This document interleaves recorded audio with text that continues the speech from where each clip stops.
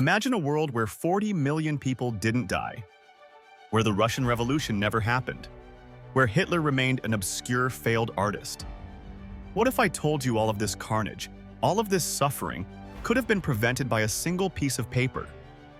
One telegram that got lost in the chaos of history. The most expensive lost message of all time. July 28, 1914. The world stood at the precipice of catastrophe, though few realized it. Archduke Franz Ferdinand had been assassinated exactly 1 month earlier in Sarajevo. Austria-Hungary had just declared war on Serbia. But here's where history takes its fateful turn.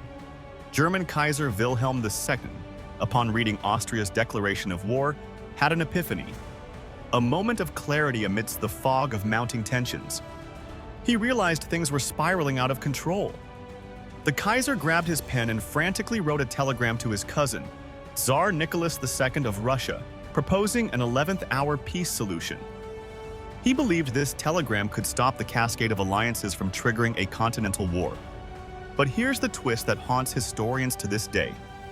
That telegram was delayed, misrouted, and ultimately delivered too late. By the time it reached the Tsar's hands, Russian mobilization had already begun. And once those military machines started turning, there was no stopping them. Think about that for a second. A single piece of paper lost in transit potentially altered the fate of the entire 20th century.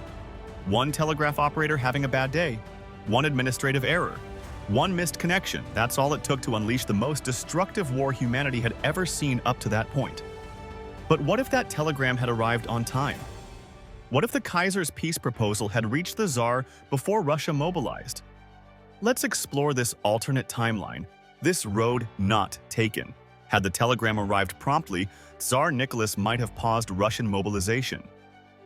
The cousins, Wilhelm and Nicholas, had a complex relationship, but they communicated regularly, addressing each other with the affectionate nicknames Willie and Nicky.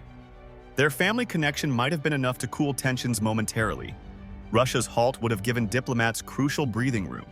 Without Russian mobilization, Germany wouldn't have activated the infamous Schlieffen Plan, their strategy to avoid fighting a two-front war by quickly defeating France before turning east against Russia.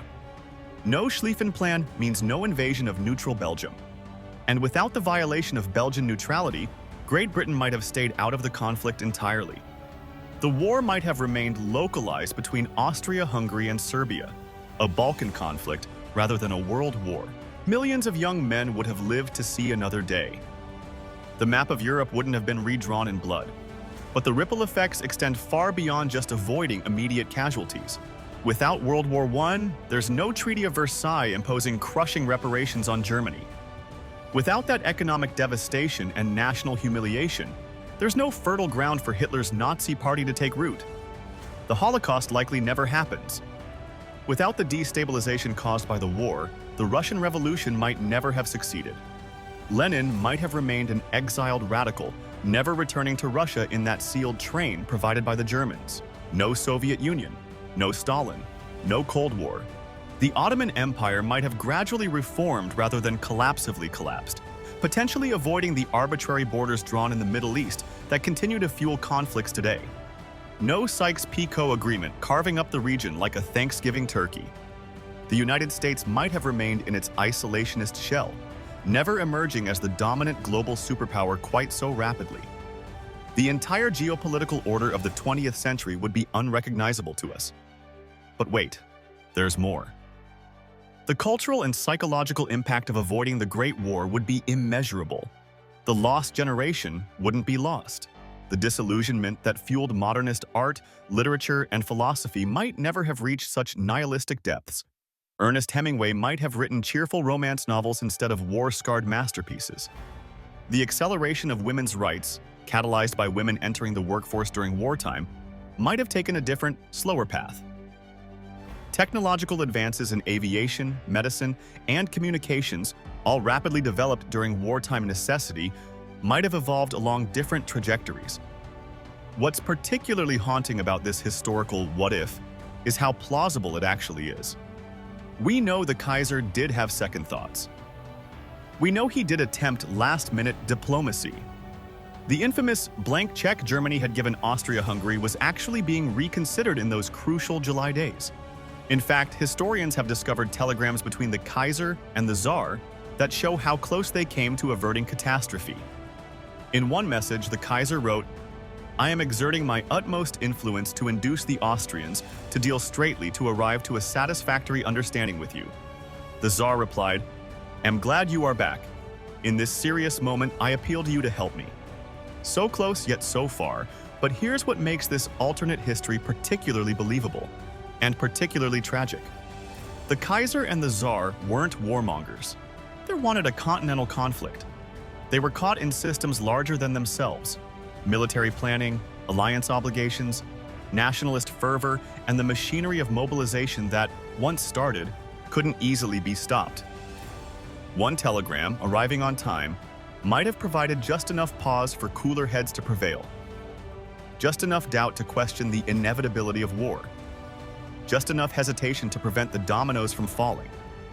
And that's what makes this one of history's greatest what-ifs. It wasn't inevitable. World War I wasn't some necessary historical event determined by impersonal forces. It was the result of human decisions, human errors, and in this case, potentially one lost human communication. The next time you get frustrated about a delayed text message or email, remember the telegram that might have saved 40 million lives if it had just arrived on time.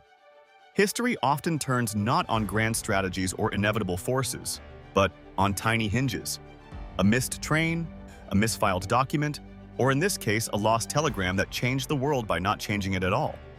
In the end, perhaps the greatest lesson here isn't about World War I specifically, but about how fragile the thread of history truly is, how close we always are to dramatically different futures, and how easily miscommunication can lead us down paths we never intended to travel. So the next time you're crafting an important message, remember the most consequential telegram never delivered. One piece of paper that might have changed everything, if only it had arrived on time. If you found this historical what-if fascinating, smash that like button, subscribe for more mind-bending alternate histories, and share this with a history buff who will appreciate how close we came to a completely different 20th century.